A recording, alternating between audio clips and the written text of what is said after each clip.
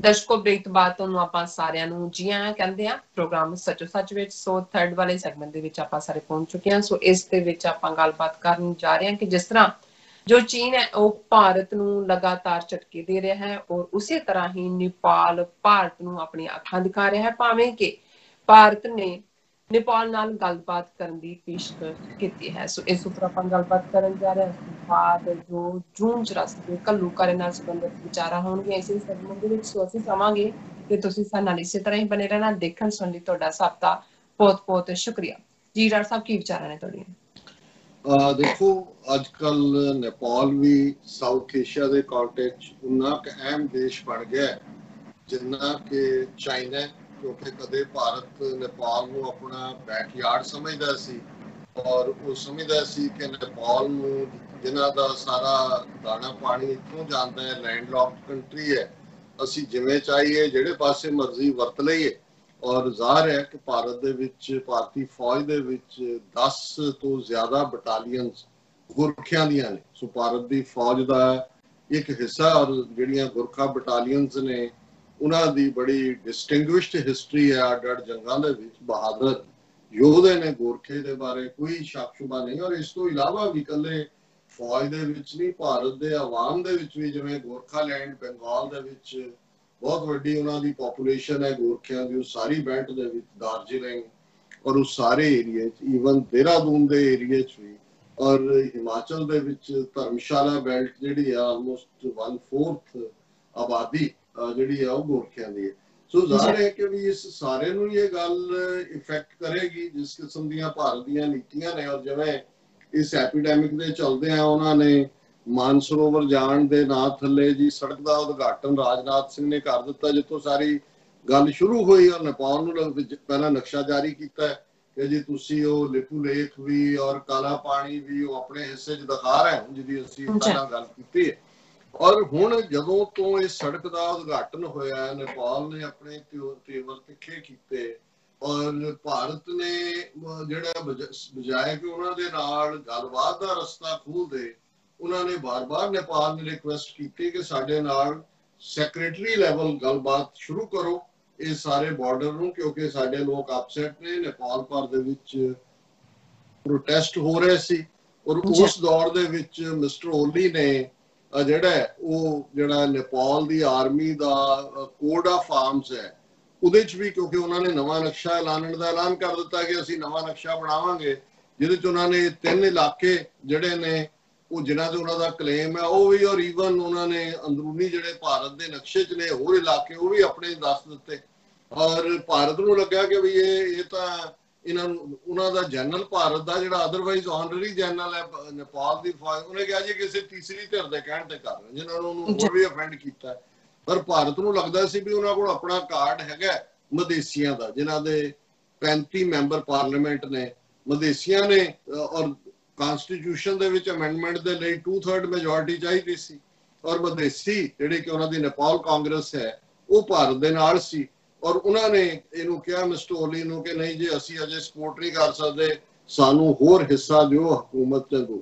ਪਰ ਮੈਂ ਔਰ ਭਾਰਤ ਇਸ ਤੇ ਹੀ ਕਾਊਂਟ ਕਰਦਾ ਸੀ ਕਿ ਹੋ ਹੀ ਨਹੀਂ ਸਕਦਾ ਹੈ।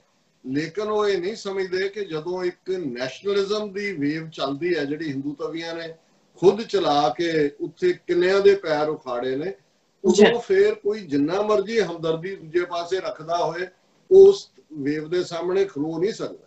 ਔਰ ਜਿਹੜਾ ਨੇਪਾਲ ਦੇ ਲੋਕਾਂ ਦਾ ਗੁੱਸਾ ਸੀ ਉਹਦੇ ਸਾਹਮਣੇ ਮਦੇਸੀਆਂ ਨੂੰ ਲੱਗਿਆ ਕਿ ਇਹ ਤਾਂ ਭਾਰਤ ਪਾਸੇ ਰਹਿ ਜਾਏਗਾ, ਲੋਕਾਂ ਦੇ ਲੋਕ ਛਿੱਤਰ ਫੇਰਨਗੇ ਸਾਨੂੰ। ਔਰ ਉਹਨਾਂ ਨੇ ਆਪਣੇ ਫੀਲਰ ਭੇਜੇ ਮਿਸਟਰ ਓਲੀ ਨੂੰ ਔਰ ਉਹਨਾਂ ਨੇ ਕਿਹਾ ਕਿ ਜੀ ਅਸੀਂ ਸਪੋਰਟ ਕਰਾਂਗੇ। ਹੁਣ ਆਉਣ ਵਾਲੇ ਦਿਨਾਂ 'ਚ ਉਹਨਾਂ ਨੇ ਪਾਰਲੀਮੈਂਟ ਦਾ ਸੈਸ਼ਨ ਸੱਦ ਲਿਆ ਔਰ ਉਹ ਨੇਪਾਲ ਦੇ ਕਨਸਟੀਟਿਊਸ਼ਨ 'ਚ ਉਹਨਾਂ ਨੇ ਅਮੈਂਡਮੈਂਟ ਕਰਨ ਦੀ ਲਾਈਨ ਜਿਹੜੀ ਆ ਉਹ ਕਰ ਦੇਣੀ।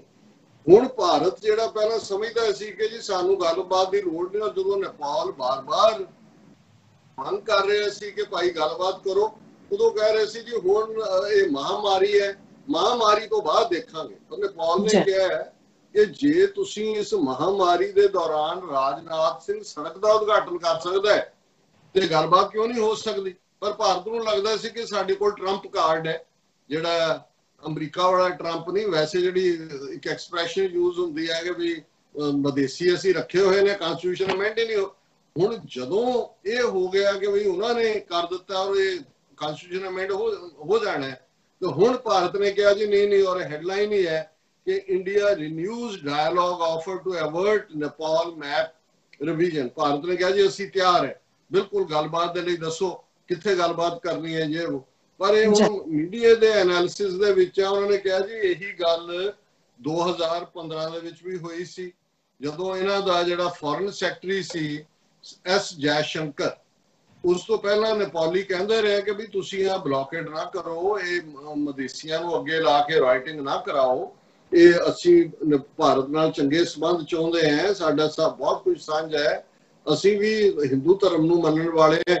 ਪਰ ਭਾਰਤ ਨੂੰ ਲੱਗਦਾ ਸੀ ਕਿ ਜੀ ਅਸੀਂ ਤਾਂ ਇਹਨਾਂ ਦਾ ਕਨਸਟੀਟਿਊਸ਼ਨ ਹੀ ਨਹੀਂ ਬਣਨ ਦੇਣਾ, ਮਦੇਸੀਆਂ ਦਾ ਅਸੀਂ ਇੰਨਾ ਖੜਾ ਕਰ ਦਿੱਤਾ ਸੀ ਉਹਨਾਂ ਨੇ। ਪਰ ਇਵੈਂਚੁਅਲੀ ਨੇਪਾਲੀ ਉਹ ਗੋ ਹੈਡ ਕੀਤਾ ਉਹਨਾਂ ਨੇ। ਫਿਰ ਇਹਨਾਂ ਨੂੰ ਲੱਗਾ ਕਿ ਵੀ ਉਹ ਇਹ ਕੀ ਹੋ ਰਿਹਾ। ਉਹਨਾਂ ਨੇ ਆਪਣਾ ਫੋਰਨ ਸੈਕਟਰੀ ਜਿਹੜਾ ਮਿਸਟਰ ਜੈ ਸ਼ੰਕਰ 2015 ਚ ਭੇਜਿਆ, ਪਰ ਜਦੋਂ ਤੱਕ ਉਹ ਕਾਠਮੰਡੂ ਪਹੁੰਚਿਆ ਉਦੋਂ ਤੱਕ ਉਹ ਸਾਰਾ ਜਿਹਨੂੰ ਕਹਿੰਦੇ ਨੇ ਕਿ ਡਾਈ ਹੈਜ਼ ਬਿਨ ਕਾਸਟ। ਔਰ ਫਿਰ ਇਹਨਾਂ ਦੇ ਹੱਥ ਪੱਲੇ ਜੋ ਹੋਇਆ ਉਹਨੂੰ ਫਿਰ ਇਹੀ ਕਿਹਾ ਜਾਂਦਾ ਹੈ ਕਿ ਵੀ ਅਬ ਪਛਤਾਏ ਕਿਆ ਹੋ ਜਬ ਚਿੜੀਆਂ ਚੁਗ ਗਈ ਖੇਤ, ਚਿੜੀਆਂ ਚੁਗ ਗਈਆਂ। ਸੋ ਕਨਸਟੀਟਿਊਸ਼ਨ ਚੋਂ ਉਹਨਾਂ ਨੇ ਹਿੰਦੂ ਵੀ ਕੱਢਤਾ ਉਹਦੇ ਚੋਂ, ਔਰ ਐਸਾ ਕਨਸਟੀਟਿਊਸ਼ਨ ਬਣਾਇਆ ਜਿਹੜਾ ਇਹਨਾਂ ਦੇ ਮੂੰਹ ਤੇ ਚਪੇੜ ਸੀ ਹਿੰਦੂ ਤਵੀਆਂ ਦੇ। ਔਰ ਜ਼ਾਹਿਰ ਹੈ ਕਿ ਉਸ ਤੋਂ ਬਾਅਦ ਨੇਪਾਲ ਚਾਈਨਾ ਦੇ ਜਿਹੜਾ ਹੈ ਉਹ ਖੈਮੇ ਵੱਲ ਝੁਕਦਾ ਜਾ ਰਿਹਾ ਹੈ। ਔਰ ਹੁਣ ਵੀ ਜਿਹੜੀ ਇਹਨਾਂ ਦਾ ਹੈ ਕਿ ਭਾਈ ਆਲਰੇਡੀ ਜਦੋਂ ਉਹਨਾਂ ਨੇ ਹੁਣ ਮਦੇਸੀਆਂ ਦੀ ਹਮਾਇਤ ਲੈ ਲਈ ਹੈ ਤੇ ਉਹਨਾਂ ਦੀ ਕੋਈ ਮਜਬੂਰੀ ਨਹੀਂ ਹੈ। ਹਾਂ, ਜੇ ਭਾਰਤ ਉੱਥੇ ਜਾ ਕੇ ਆਊਟਰਾਈਟ ਉਹਨਾਂ ਦਾ ਕਹੇ ਜੀ ਅਸੀਂ ਕਲੇਮ ਛੱਡਿਆ, ਹਾਲਾਂਕਿ ਇਹਨਾਂ ਦੀ ਏਡੀ ਗੱਲ ਨਹੀਂ ਹੈ, ਲੇਕਿਨ ਇਸ ਗੱਲ ਦਾ ਧਿਆਨ ਰਹੇ ਕਿ ਇਹ ਬ੍ਰਾਹਮਣ ਬਣੀਆਂ ਕੰਬਾਈਨ ਹੈ। ਔਰ ਬਾਣੀਆਂ ਬ੍ਰਾਹਮਣ ਕੰਬਾਈਨ ਦਾ ਜੇ ਤੁਸੀਂ ਦੇਖਣਾ ਹੋਏ ਕਿ ਭਾਈ ਇਹ ਜਿਸ ਮਹਾਭਾਰਤ ਨੂੰ ਇਹ ਬਹੁਤ ਵੱਡਾ ਆਪਣਾ ਐਪਿਕ ਦੱਸ ਕੇ ਉਸ ਤੇ ਆ ਹੁਣ ਲਾਕਡਾਊਨ ਦੇ ਦੌਰਾਨ ਵੀ 2 ਹੀ ਸੀਰੀਅਲ ਇਹਨਾਂ ਦੇ ਟੀਵੀ ਤੇ ਚੱਲਦੇ ਰਹੇ, ਇੱਕ ਰਮਾਇਣ ਹੈ ਇੱਕ ਮਹਾਭਾਰਤ ਹੈ। ਪਰ ਮਹਾਭਾਰਤ ਦੀ ਇੱਕ ਗੱਲ ਮੈਂ ਕੋਟ ਕਰਕੇ ਇਹਨੂੰ ਕਲੋਜ਼ ਕਰਦਾ ਕਿ ਉਹਦੇ ਚ ਇੱਕ ਸਟੇਜ ਆਂਦੀ ਹੈ ਜਦੋਂ ਕਿ ਹਾਲਾਂ ਉਹਨਾਂ ਚ ਕੀ ਇਹਨਾਂ ਦਾ ਪ੍ਰਾਈਡ ਹੈ। ਮਹਾਭਾਰਤ ਜਿਹੜੇ ਪਾਂਡਵ ਜਿਨ੍ਹਾਂ ਨੂੰ ਬਹੁਤ ਵਡਿਆਇਆ ਹੋਇਆ ਹੈ ਉਹ ਜੂਆ ਖੇਡਦੇ ਨੇ, ਜੂਏ ਦੇ ਵਿੱਚ ਰਾਜ ਵੀ ਹਾਰ ਜਾਂਦੇ ਨੇ, ਤੇ ਜਿਹੜੇ ਦੇਵੀ ਬਣਾ ਕੇ ਔਰਤ ਨੂੰ ਆਪਣੀ ਘਰਵਾਲੀ ਵੀ ਜਿਹੜੀ ਹੈ ਦ੍ਰੋਪਦੀ ਉਹ ਵੀ ਜੂਏ ਚ ਹਾਰ ਜਾਂਦੇ ਨੇ। ਸੋ ਇੱਕ ਤਾਂ ਪਹਿਲਾਂ ਪਾਂਡਵਾਂ ਦਾ ਹਾਲ ਦੇਖ ਲਓ, ਫਿਰ ਜਿਹੜੇ ਉਹਨਾਂ ਦੇ ਕਜ਼ਨ ਨੇ ਔਰਤ ਦਾ ਕਿੰਨਾ ਕੁ ਸਨਮਾਨ ਕਰਦੇ ਨੇ ਕੌਰਵ, ਉਹ ਪਬਲਿਕਲੀ ਦਰਬਾਰ ਚ ਸੱਦ ਕੇ ਦ੍ਰੋਪਦੀ ਨੂੰ ਜਿਹੜਾ ਹੈ ਉਹ ਨਿਰਵਸਤਰ ਕਰਨਾ ਚਾਹੁੰਦੇ ਨੇ, ਉਹਨੂੰ ਨੇਕੜ ਕਰਨਾ ਚਾਹੁੰਦੇ ਨੇ। ਉਹਦੇ ਭਰਾ ਉੱਤੇ ਸਾਰੇ ਬੈਠੇ ਨੇ, ਉਹਨਾਂ ਦੇ ਆਚਾਰੀਆ ਵੱਡੇ ਵੱਡੇ ਰਿਸ਼ੀ ਮੁਨੀ, ਦ੍ਰੋਣਾਚਾਰੀਆ, ਭੀਸ਼ਮ ਪਿਤਾਮਾ, ਕਿਸੇ ਦੀ ਜ਼ੁਬਾਨ ਨਹੀਂ ਖੁੱਲਦੀ। ਹੁਣ ਇਸ ਸਾਰੇ ਦੀ ਗੱਲ ਜਿਹੜੀ ਮੈਂ ਕਰਨਾ ਚਾਹੁੰਦਾ ਕਿ ਭਾਈ ਇਸ ਹੱਦ ਤੱਕ ਇਹਨਾਂ ਦੀ ਕਮੀਨਗੀ ਹੈ ਕਿ ਜਦੋਂ ਕ੍ਰਿਸ਼ਨ ਜਿਹੜੇ ਜ਼ਾਹਰ ਹੈ ਕਿ ਇੱਕ ਸਟੇਟ ਦੇ ਰਾਜੇ ਵੀ ਨੇ ਔਰ ਉਹ ਵਿਚੋਲਗੀ ਦਾ ਰੋਲ ਅਦਾ ਕਰ ਰਹੇ ਨੇ ਕੌਰਵਾਂ ਔਰ ਪਾਂਡਵਾਂ ਦੇ ਦੁਆਲੇ ਜੰਗ ਸ਼ੁਰੂ ਹੋਣ ਤੋਂ ਪਹਿਲਾਂ, ਉਹ ਕੌਰਵਾਂ ਦੇ ਕੋਲ ਆਉਂਦੇ ਨੇ ਜਿਹੜੇ ਦੁਰਯੋਧਨ ਔਰ ਵੱਡਾ ਭਰਾ ਦੁਰਯੋਧਨ ਹੈ ਇਹਨਾਂ ਦਾ। ਉਹਨੂੰ ਕਹਿੰਦਾ ਵੀ ਚਲੋ ਠੀਕ ਹੈ ਤੁਸੀਂ ਉਹਨਾਂ ਦਾ ਰਾਜ ਵਾਪਸ ਨਹੀਂ ਕਰਨਾ, ਨਾ ਕਰੋ। 5 ਭਰਾ ਨੇ ਉਹ ਤੁਸੀਂ ਉਹਨਾਂ ਨੂੰ 5 ਪਿੰਡ ਦੇ ਦਿਓ ਤਾਂ ਕਿ ਘੱਟੋ ਘੱਟ ਉਹ ਰੋਟੀ ਦਾ ਖਾ ਸਕਣ। ਉਹਨਾਂ ਨੇ 12-14 ਸਾਲ ਬਨਵਾਸ ਵੀ ਕੱਟ ਲਿਆ ਹੈ, ਜਿਹੜਾ ਉਹ ਇਕਰਾਰ ਸੀ ਉਹ ਅੱਗੋਂ ਕਹਿੰਦੇ ਨੇ ਵੀ ਤੁਸੀਂ 5 ਪਿੰਡ ਕਹਿੰਦੇ ਅਸੀਂ ਤਾਂ ਇਹਨਾਂ ਨੂੰ ਸੂਈ ਦੇ ਨੱਕੇ ਜਿੰਨੀ ਥਾਂ ਵੀ ਨਹੀਂ ਦੇ ਸਕਦੇ। ਸੋ ਜ਼ਾਹਰ ਹੈ ਇਹਨਾਂ ਦੇ ਨਾਲ ਵਾਹ ਹੈ। ਜੇ ਸੱਚਮੁੱਚ ਇਹਨਾਂ 'ਚ ਮੈਗਨੈਨਿਮਿਟੀ ਹੁੰਦੀ ਤਾਂ ਫਿਰ ਇਹ ਸਿੱਖਾਂ ਦੇ ਉੱਤੇ ਇਹ ਜ਼ਬਰ ਨਾ ਢਾਂਦੇ। ਸਿੱਖਾਂ ਵਰਗੀ ਕੌਮ ਜਿਹੜੀ ਸੈਲਫਲੈਸ ਹੋ ਕੇ ਇਨਸਾਨੀਅਤ ਲਈ ਖਲੋਤੀ ਹੈ, ਜਾਂ ਜੋ ਇਹ ਕਸ਼ਮੀਰੀਆਂ ਦੇ ਨਾਲ ਅੱਜ ਕਰ ਰਹੇ ਨੇ, ਏਡਾ ਵੱਡਾ ਮੁਲਕ ਇਹਨਾਂ ਦੇ ਕੋਲ ਹੈ, ਇਹ ਕਹਿੰਦੇ ਭਾਈ ਠੀਕ ਹੈ ਕਸ਼ਮੀਰੀਆਂ ਨੂੰ ਪੁੱਛ ਲਓ, ਨਹੀਂ ਰਹਿਣਾ ਚਾਹੁੰਦੇ ਕੋਈ ਗੱਲ ਨਹੀਂ ਹੈ, ਉਹਦਾ ਮਤਲਬ ਕੋਈ ਐਂਡ ਆਫ ਇੰਡੀਆ ਤਾਂ ਨਹੀਂ ਹੈ ਜੇ ਕਸ਼ਮੀਰ ਹੱਥ ਚੋਂ ਚਲਾ ਜਾਂਦਾ। ਲੇਕਿਨ ਇਸ ਗੱਲ ਦਾ ਧਿਆਨ ਰਹੇ ਕਿ ਇਹਨਾਂ ਦੀ ਜ਼ਹਿਨੀਅਤ ਉਹ ਹੈ ਜਿਹੜੀ ਕਿ ਮਹਾਭਾਰਤ ਦੀ, ਜਦੋਂ ਕਿ ਅਸੀਂ ਕਾਮਨ ਵਿਜ਼ਡਮ ਦੇਖਦੇ ਹਾਂ, ਜਿਹੜੀ ਕਾਮਨ ਮੈਨ ਪੰਜਾਬੀ ਦੇ ਵਿੱਚ ਵੀ ਇਹ ਕਹੇਗਾ ਕਿ ਸਾਰਾ ਜਾਂਦਾ ਦੇਖੀਏ ਅੱਧਾ ਦਈਏ ਲਟਾ, ਕਿ ਭਾਈ ਜੇ ਸਾਰਾ ਜਾਂਦਾ ਹੋਵੇ ਤੇ ਅੱਧਾ ਵੀ ਜਾਂਦਾ ਜਾਣ ਦਿਓ, ਅੱਧਾ ਤੇ ਬਚੇਗਾ। ਪਰ ਜੇ ਸਾਰੀ ਤਬਾਹੀ ਕਰਵਾ ਸਕਦੇ ਨੇ ਪਰ ਸੂਈ ਦੇ ਨੱਕੇ ਜਿੰਨੀ ਥਾਂ ਦੇਣ ਨੂੰ ਤਿਆਰ ਨਹੀਂ, ਤੇ ਅਸੀਂ ਇਹਨਾਂ ਤੋਂ ਇਹ ਐਕਸਪੈਕਟ ਕਰੀਏ ਜਾਂ ਨੇਪਾਲ ਇਹ ਐਕਸਪੈਕਟ ਕਰੇ कि जी इंडिया कहेगा भी ठीक है ये तुसी जेडे पिंड ने ये तुसी रख लो, जेडे ने तीनों ही जेडे वो इलाके ने काला पानी और लिपू लेक और थर्ड जेड़ा उन्हां दा इवें नहीं होना। सो क्योंकि वक्त वाल मैं देख रहे हैं, सो असी ज्यादा अगे ना जाते हैं क्योंकि जून 84 ਦੇ ਘੱਲੂਘਾਰੇ ਨੂੰ ਸਮਰਪਿਤ ਅਸੀਂ ਲਿਖਤਾਂ ਸਾਂਝੀਆਂ ਕਰ ਰਹੇ ਹਾਂ। ਸੋ ਤੁਸੀਂ ਕੋਈ ਤੁਹਾਡੇ ਕੋਲ ਨਜ਼ਮ ਹੈ ਤਾਂ ਤੁਸੀਂ ਸਾਂਝੀ ਕਰ ਸਕਦੇ ਹੋ। ਸਾਡੇ ਕੋਲ ਜੁਗਰਾਜ ਸਿੰਘ ਹੋਰਾਂ ਦੀ ਇੱਕ ਨਜ਼ਮ ਹੈਗੀ ਹੈ, ਲਿਖਦੇ ਨੇ, ਆਪਾਂ ਵੀ ਇੱਕ ਗੀਤ ਲਿਖਾਂਗੇ, ਆਪਾਂ ਵੀ ਇੱਕ ਗੀਤ ਲਿਖਾਂਗੇ, ਸਾਡੇ ਸੱਚੇ ਮੀਤ ਲਿਖਾਂਗੇ, ਗੁਰੂ ਨਾਨਕ ਜੀ ਤੋਂ ਲੈ ਕੇ ਮਹਾਰਾਜਾ ਰਣਜੀਤ ਲਿਖਾਂਗੇ, ਜ਼ੁਲਮ ਦੇ ਕੁਝ ਨਾ ਬੋਲੇ, ਜ਼ੁਲਮ ਦੇਖ ਕੁਝ ਨਾ ਬੋਲੇ, ਖੂਨ ਜਿਨ੍ਹਾਂ ਦੇ ਸੀਤ ਲਿਖਾਂਗੇ, ਸਾਡੇ ਹੱਡਾਂ ਉੱਤੋਂ ਲੰਘਿਆ, ਸਾਡੇ ਹੱਡਾਂ ਉੱਤੋਂ ਲੰਘਿਆ ਚੰਦਰਾ ਉਹ ਅਤੀਤ ਲਿਖਾਂਗੇ।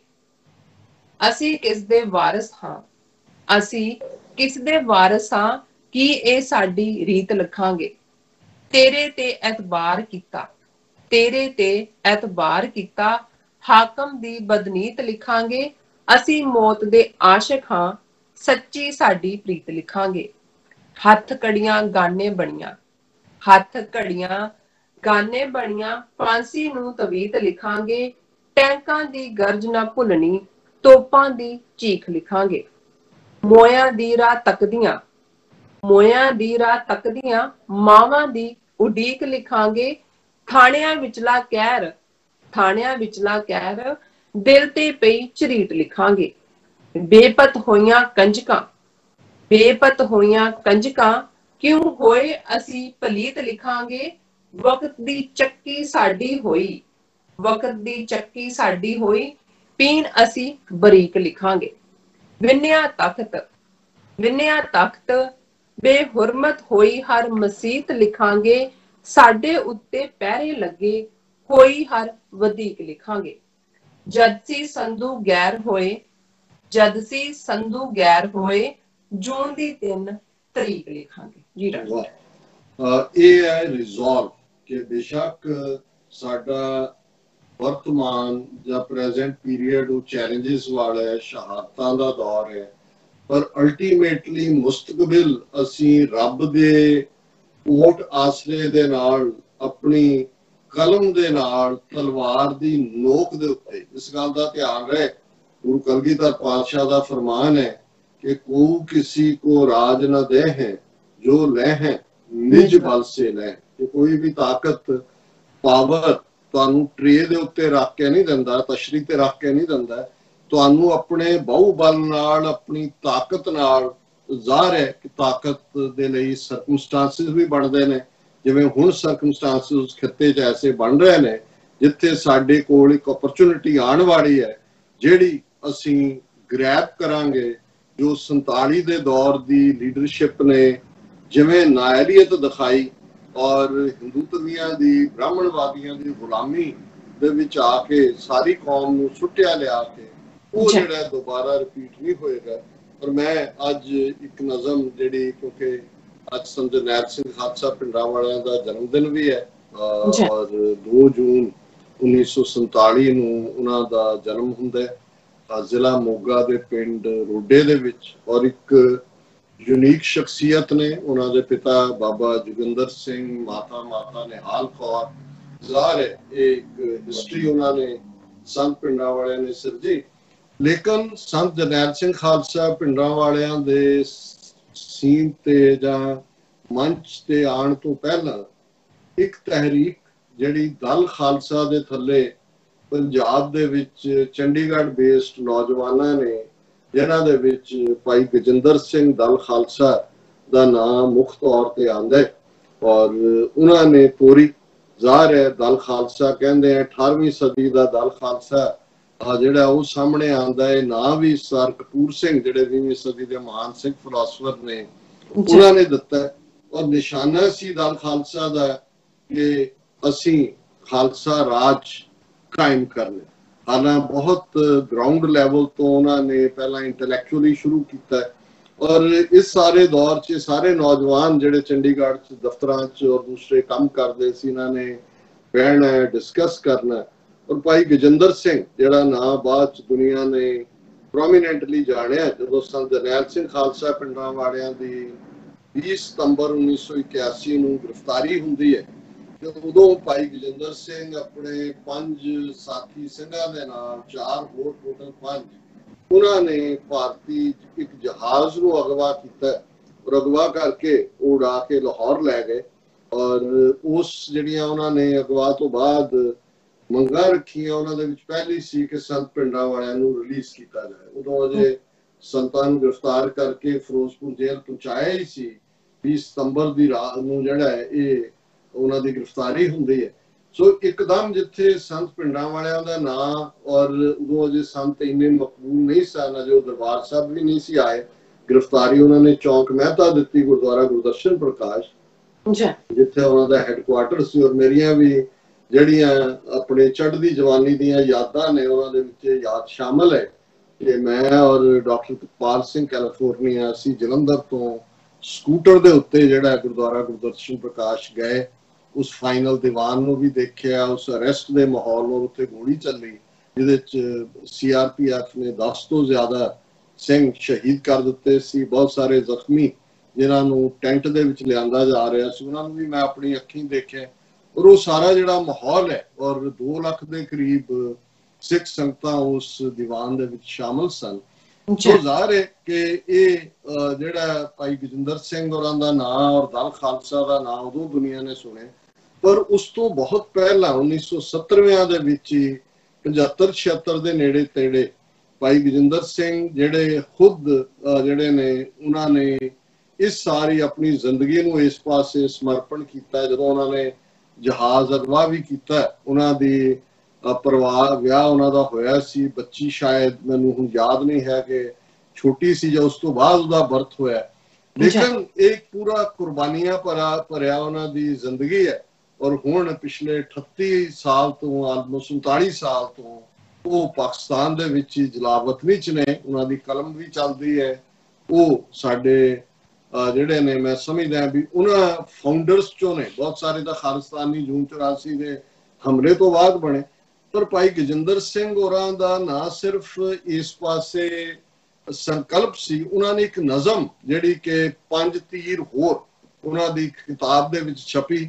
ਉਦੋਂ ਅਜੇ ਪਿੰਡਾਂ ਵਾਲੇ ਸੀਨ ਤੇ ਨਹੀਂ ਸੀ ਆਏ, ਕਿਸੇ ਨੂੰ ਪਤਾ ਵੀ ਨਹੀਂ ਸੀ, ਲੇਕਿਨ ਇਹ ਇੱਕ ਚਾਹਨਾ ਸੀ ਗੁਰੂ ਕਲਗੀਧਰ ਪਾਤਸ਼ਾਹ ਦੇ ਦਰਬਾਰ 'ਚ ਕਿ ਜਿਵੇਂ ਤੁਸੀਂ ਕਦੇ ਬਾਬਾ ਬੰਦਾ ਸਿੰਘ ਬਹਾਦਰ ਨੂੰ 5 ਤੀਰ ਬਖਸ਼ ਕੇ ਪੰਜਾਬ ਵੱਲ ਤੋਰਿਆ ਸੀ, ਜਿਹਨੇ ਜ਼ਾਲਮਾਂ ਦਾ ਨਾਸ ਕਰਕੇ ਖਾਲਸਾ ਰਾਜ ਦਾ ਜਿਹੜੀਆਂ ਨੇ ਉਹ ਨੀਂਹ ਰੱਖੀ ਸੀ, ਬੁਨਿਆਦ ਰੱਖੀ ਸੀ, ਕਿ ਉਹ 5 ਤੀਰ ਤੁਸੀਂ ਕਿਸੇ ਨੂੰ ਬਖਸ਼ ਦਿਓ। ਉਦੋਂ ਉਹਨਾਂ ਦੇ ਸੁਪਨਿਆਂ 'ਚ 5 ਤੀਰ ਕੀ ਸੀ, ਤੇ ਜ਼ਾਹਰ ਹੈ ਕਿ ਫਿਰ ਉਹ ਇੱਕ ਤੀਰ ਵਾਲਾ ਹੀ ਬਾਬਾ ਆਇਆ ਜਿਹਨੇ ਸੱਚਮੁੱਚ ਉਹ ਗਲੋਰੀ, ਜਦੋਂ ਅਸੀਂ 1977 ਤੋਂ 1984 ਤੱਕ ਦੇਖਦੇ ਹਾਂ 7 ਸਾਲ ਦਾ ਸਮਾਂ, 1977 ਚ ਸੰਤ ਜਰਨੈਲ ਸਿੰਘ ਖਾਲਸਾ ਪਿੰਡਾਂ ਵਾਲੇ ਦਮਦਮੀ ਟਕਸਾਲ ਦੇ ਮੁਖੀ ਬਣਦੇ ਨੇ ਤੇ ਕਿਵੇਂ ਉਹ ਜਲਵਾਗਰ ਹੋਏ, ਇਹ ਇੱਕ ਸਾਰੀ ਕੌਮ ਨੂੰ ਦੁਨੀਆ ਨੂੰ ਪਤਾ ਹੈ। ਪਰ ਮੈਂ ਉਹਨਾਂ ਦੀ ਨਜ਼ਮ ਕਿ ਜਿਹੜੀ ਉਹ ਆਪਣੀ ਸੁਪਨੇ ਦੇ ਵਿੱਚ ਦੇਖ ਰਹੇ ਨੇ ਕਿ ਕੌਮ ਚ ਇੰਨੀ ਇੱਕ ਗਿਰਾਵਟ ਹੈ, ਇਹ ਕਲਗੀਧਰ ਪਾਤਸ਼ਾਹ ਬਖਸ਼ਿਸ਼ ਕਰ, ਕਿਸੇ ਨੂੰ 5 ਤੀਰ ਦੇ ਕੇ ਭੇਜ, ਕੌਮ ਦੀ ਵਿਗੜੀ ਸੰਵਰੇ, ਕੌਮ ਖਲੋਏ। ਉਹਨਾਂ ਨੇ ਲਿਖਿਆ ਜਦੋਂ ਬੰਦੇ ਨੂੰ ਆਪਣੀ ਤਰਕਸ਼ ਚੋਂ 5 ਤੀਰ ਤੂੰ ਦਿੱਤੇ ਤਾਂ ਸੁਣਿਆ ਜ਼ਾਲਮਾਂ ਤੋਂ ਯੁੱਧ ਬੰਦੇ ਨੇ ਬਹੁਤ ਜਿੱਤੇ। ਕਿ ਜਦੋਂ ਤੁਸੀਂ 5 ਤੀਰ ਦੇ ਕੇ ਪੰਜਾਬ ਭੇਜਿਆ, ਫਿਰ ਬੰਦਾ ਸਿੰਘ ਬਹਾਦਰ ਛਾ ਗਿਆ, ਉਹਨੇ ਬਹੁਤ ਯੁੱਧ ਜਿੱਤੇ। ਤੇਰੇ ਤਰਕਸ਼ ਦੇ 5 ਤੀਰਾਂ ਨੇ ਉਤਲੀ ਹੇਠ ਕੀਤੀ ਸੀ, ਤੇਰੇ ਹਰ ਤੀਰ ਨੇ ਤੋਪਾਂ ਦੀ ਸੁਣਿਆ ਗਰਜ ਸੀਤੀ ਸੀ। ਕਿ ਫਿਰ ਸਿੱਖਾਂ ਦੇ ਹਜੂਮ ਦੇ ਸਾਹਮਣੇ ਜਿਹਨਾਂ ਦੇ ਕੋਲ ਕੋਈ ਹਥਿਆਰ ਨਹੀਂ ਸੀ, ਵਜ਼ੀਰ ਖਾਨ ਦੇ ਕੋਲ ਤੋਪਾਂ ਸੀ, ਤੇ ਇੱਥੇ ਸਧਾਰਨ ਸਿੱਖ ਸੀ ਜਿਹੜੇ ਆਪਣਾ ਹਲ ਲੈ ਕੇ ਲੋਹਾਰ ਦੇ ਕੋਲ ਗਏ ਕਿ ਇਹਨੂੰ ਢਾਲ ਕੇ ਤਲਵਾਰ ਬਣਾ ਦੇ, ਔਰ ਉਹ ਜਿਹੜੇ ਨੇ ਜੰਗ ਦੇ ਵਿੱਚ ਕੁੱਦੇ ਔਰ ਉਹਨਾਂ ਨੇ ਤੋਪਾਂ ਦੇ ਮੂੰਹ ਸੀ ਦਿੱਤੇ ਆਪਣੇ ਉਸ ਜਲਵੇ ਔਰ ਜੋਸ਼ ਦੇ ਨਾਲ। ਤੇਰੇ ਤਰਕਸ਼ ਦੇ 5 ਤੀਰਾਂ ਨੇ ਉਤਲੀ ਹੇਠ ਕੀਤੀ ਸੀ, ਤੇਰੇ ਹਰ ਤੀਰ ਨੇ ਤੋਪਾਂ ਦੀ ਸੁਣਿਆ ਗਰਜ ਸੀਤੀ ਸੀ। ਅਸੀਂ 5 ਤੀਰ ਤਰਕਸ਼ ਚੋਂ ਤੇਰੀ ਮੁੜ ਮੰਗਣ ਆਏ ਹਾਂ, ਤੇਰੇ ਸਿੱਖ ਹਾਂ हाँ तेरा रूप बिन संगण ही आए, कि अज असीं तेरे दर ते आए हैं, तेरे सिख है, इसलिए सानू मंगण च कोई संग नहीं है, कोई संकोच नहीं है। तेरी अज कौम दे सिर ते नहीं, पैरां च है आरी, इसे ਲਈ कौम तेरी ते बनी, अज भीड़ है भारी। ਅਸੀਂ ਜਦੋਂ ਭਾਈ ਮਤੀ ਦਾਸ ਨੂੰ ਯਾਦ ਕਰਦੇ ਆ ਕਿ ਉਹਨਾਂ ਦੇ ਸਿਰ ਤੇ ਆ ਰਿਹਾ, ਉਹਨਾਂ ਨੇ ਕਿਹਾ ਸਾਡੇ ਪੈਰ ਵੱਢਣ ਤੇ ਹੀ ਨੇ, ਸਿਰ ਤੇ ਨਹੀਂ ਆ ਰਹੀ, ਇਹ ਪੈਰਾਂ ਤੇ ਹੈ, ਤੇਰੀ ਅੱਜ ਕੌਮ ਦੇ ਸਿਰ ਤੇ ਨਹੀਂ, ਪੈਰਾਂ 'ਚ ਹੈ ਆਰੀ, ਇਸੇ ਲਈ ਕੌਮ ਤੇਰੀ ਤੇ ਬਣੀ, ਅੱਜ ਭੀੜ ਹੈ ਭਾਰੀ। ਬਾਪੂ ਅੱਜ ਲੜਨ ਦਾ ਨਿਸ਼ਚਾ ਤੇਰੇ ਬੰਦਿਆਂ ਨੇ ਮੁੜ ਕੀਤਾ, ਤੇਰੇ ਤੀਰਾਂ ਨੂੰ ਤੈਥੋਂ ਮੰਗਣ ਦਾ ਤਾਂ ਹੀ ਹੌਸਲਾ ਕੀਤਾ ਕਿ ਅਸੀਂ ਖੜਾਂਗੇ ਆਪਣੇ ਰਾਜ ਦੇ ਲਈ। ਇਸ ਲਈ ਹੌਸਲਾ ਕਰਕੇ ਆਪਣੇ ਬਾਪੂ ਕੋਲ ਆਏ, ਕਿਉਂਕਿ ਇਹ ਇਕਰਾਰਨਾਮਾ ਹੈ ਗੁਰੂ ਕਲਗੀਧਰ ਪਾਤਸ਼ਾਹ ਦਾ, ਪੰਥ ਦੇ ਨਾਲ ਪੰਥ ਖਾਲਸਾ ਖੇਤੀ ਮੇਰੀ, ਹੌਂ ਸੰਭਾਲ ਕਰੋ ਤਿਸ ਕੇਰੀ, ਕਿ ਆਪਣੇ ਬਾਪੂ ਤੋਂ ਅਸੀਂ ਮੰਗਣ ਆਏ। ਤੇਰੇ ਤਰਕਸ਼ ਦੇ ਤੀਰਾਂ ਨਾਲ ਨਿਸ਼ਾਨੇ ਵਿਨ ਵਿਨ ਮਾਰਾਂਗੇ, ਤੇ ਗਿਣ ਗਿਣ ਕੇ ਸਿਰਾਂ ਨੂੰ ਸਿਰਾਂ ਦੇ ਅਸੀਂ ਮੁੱਲ ਉਤਾਰਾਂਗੇ, ਕਿ ਤੂੰ ਰਹਿਮਤ ਕਰ, ਤੀਰ ਬਖਸ਼, ਔਰ ਅਸੀਂ ਦੁਸ਼ਮਣ ਨੂੰ ਸਜ਼ਾ ਦੇਵਾਂਗੇ, ਚੁਣ ਚੁਣ ਕੇ ਉਹਨਾਂ ਨੂੰ ਤੀਰਾਂ ਦੇ ਨਾਲ ਵਿੰਨਾਂਗੇ। ਤੇਰੇ ਤੀਰਾਂ ਨਾਲ ਚਲਦੀ ਹਵਾ ਦਾ ਅਸੀਂ ਰੁਖ ਮੋੜਾਂਗੇ, ਜਿਨ੍ਹਾਂ ਸੰਗਲਾਂ 'ਚ ਜਕੜਿਆ ਕੌਮ ਨੂੰ ਉਹ ਸੰਗਲ ਤੋੜਾਂਗੇ। ਤੂੰ ਇਹ ਦਾਤਾ ਰਹਿਮਤ ਕਰ, ਅਸੀਂ ਇਹ ਗੁਲਾਮੀ ਦੇ ਸੰਗਲ ਕੱਟਾਂਗੇ। ਤੇਰੇ ਝੰਡੇ ਦੀ ਥਾਵੇਂ ਝੁੱਲਦੇ ਪਏ ਝੰਡੇ ਅੱਜ ਜਿਹੜੇ, ਇਹਨਾਂ ਝੰਡਿਆਂ ਨੂੰ ਲਾਵਾਂਗੇ, ਸਮੁੰਦਰਾਂ ਵਿੱਚ ਰੋੜਾਂਗੇ। ਤੇਰੇ ਹੁਕਮਾਂ ਦਾ ਇੱਥੇ ਫਿਰ ਵੇਖੀ ਰਾਜ ਹੋਏਗਾ, ਤੇ ਤੇਰੀ ਲਹੂ 'ਚ ਲਿਬੜੀ ਕੌਮ ਦੇ ਸਿਰ ਤਾਜ ਹੋਏਗਾ। ਗੁਰੂ ਕਲਗੀਧਰ ਬਖਸ਼ਿਸ਼ ਕਰੋ। ਇਹ ਜਿਹੜਾ ਅੱਜ ਇਹਨਾਂ ਨੇ ਕੇਸਰੀ ਝੰਡਾ ਤੇਰਾ ਨਵਾਦਤ ਹੈ ਗੁਰੂ ਕੇ ਖਾਲਸੇ ਦਾ, ਤੇ ਤਿਰੰਗਾ ਝੁਲਾਇਆ ਹੋਇਆ, ਇਹ ਇਹਨਾਂ ਨੂੰ ਅਸੀਂ ਲਾਵਾਂਗੇ, ਇਹਨੂੰ ਸਮੁੰਦਰ 'ਚ ਰੋੜਾਂਗੇ, ਔਰ ਫਿਰ ਇਸ ਧਰਤੀ ਦੇ ਉੱਤੇ ਸਰਬੱਤ ਦੇ ਭਲੇ ਦਾ ਰਾਜ ਕਾਇਮ ਹੋਏਗਾ। ਔਰ ਜਿਹੜੀ ਕੌਮ ਨੂੰ ਇਹਨਾਂ ਨੇ ਲਹੂ 'ਚ ਲਪੇਟ ਦਿੱਤਾ, ਉਸ ਲਹੂ ਲਿਬੜੀ ਕੌਮ ਦੇ ਸਿਰ ਤੇ ਤਾਜ ਹੋਵੇਗਾ। ਹੁਣ ਤੁਸੀਂ ਇਮੇਜਿਨ, ਜਦੋਂ ਅਸੀਂ ਗੱਲ ਕਰਦੇ ਹਾਂ ਕਿ ਕਿਵੇਂ ਜਿਸ ਤੁਸੀਂ ਸੁਪਨੇ ਨੂੰ ਦੇਖਿਆ ਹੁੰਦਾ, ਇਹ ਜਦੋਂ ਨਜ਼ਮ ਉਹਨਾਂ ਨੇ ਲਿਖੀ, ਅੱਜ ਅਸੀਂ 36 ਸਾਲ ਬਾਅਦ ਘੱਲੂਘਾਰੇ ਤੋਂ ਯਾਦ ਕਰ ਰਹੇ ਹਾਂ। ਸੱਚਮੁੱਚ ਗੁਰੂ ਕਲਗੀਧਰ ਦੀ ਬਖਸ਼ਿਸ਼ ਦੇ ਨਾਲ ਜਿਹੜਾ ਯੋਧਾ ਸੰਤ ਜਰਨੈਲ ਸਿੰਘ ਖਾਲਸਾ ਪਿੰਡਰਾਂਵਾਲੇ ਮੈਦਾਨ ਦੇ ਵਿੱਚ ਨਿਤਰੇ, ਔਰ ਫਿਰ ਉਹਨਾਂ ਨੇ ਉਹ ਇਤਿਹਾਸ ਸਿਰਜਿਆ ਜਿਨ੍ਹਾਂ ਬਾਰੇ ਦੁਸ਼ਮਣ ਦਾ ਜਰਨੈਲ ਵੀ ਇਹ ਕਹਿਣ ਦੇ ਉੱਤੇ ਪਬਲਿਕ ਟੀਵੀ ਤੇ ਮਜਬੂਰ ਹੁੰਦਾ ਹੈ, giving the adversary his due, they fought to the last breath and bullet। ਔਰ ਅਖੀਰਲੇ ਸਾਹ ਤੇ ਅਖੀਰਲੀ ਗੋਲੀ ਤੱਕ ਜੂਝਣਾ। ਔਰ ਇਹ ਲਫ਼ਜ਼ ਜਿਨ੍ਹਾਂ ਨੇ ਖਾਲਿਸਤਾਨ ਦੀ ਬੁਨਿਆਦ ਰੱਖੀ, ਜਿਹੜੇ ਸੰਤ ਪਿੰਡਾਂ ਵਾਲਿਆਂ ਦੇ ਨੇ, ਇਹਨਾਂ ਨਾਲ ਮੈਂ ਇਸ ਸੈਗਮੈਂਟ ਨੂੰ ਕਲੋਜ਼ ਕਰਦਾ ਕਿ ਅਸੀਂ ਇਹਨਾਂ ਦੇ ਨਾਲ ਰਹਿਣਾ ਚਾਹੁੰਦੇ, ਪਰ ਬਰਾਬਰ ਦੇ ਸ਼ਹਿਰੀ ਬਣ ਕੇ।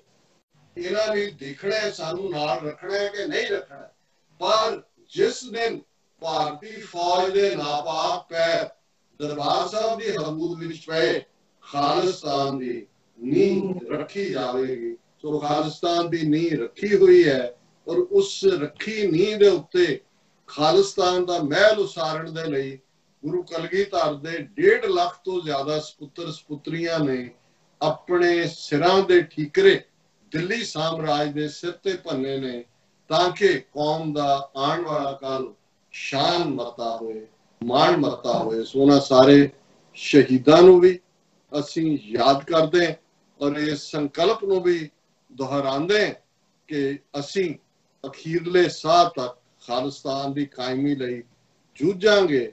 ਔਰ ਇਹ ਸੰਕਲਪ ਹੈ ਕਿ ਜਿਨ੍ਹਾਂ ਕੰਧ ਸਰਹੰਦ ਦੀ ਤੋੜੀ ਸੀ, ਅਜੇ ਤੱਕ ਉਹ ਸਾਡੇ ਹਥਿਆਰ ਜਿਉਂਦੇ, ਅੰਗੂਠਾ ਲਾਇਆ ਨਹੀਂ ਜਿਨ੍ਹਾਂ ਬੇਦਾਵਿਆਂ ਤੇ, ਸਿੰਘ ਅਜੇ ਵੀ ਕਈ ਹਜ਼ਾਰ ਜਿਉਂਦੇ। ਜੀ ਡਾਕਟਰ ਸਾਹਿਬ, ਤੁਹਾਡਾ ਬਹੁਤ ਬਹੁਤ ਸ਼ੁਕਰੀਆ। ਤੁਸੀਂ ਆਪਣੇ ਵਿਚਾਰ ਸਾਡੇ ਦਰਸ਼ਕਾਂ ਨਾਲ ਸਾਂਝੇ ਕੀਤੇ ਨੇ।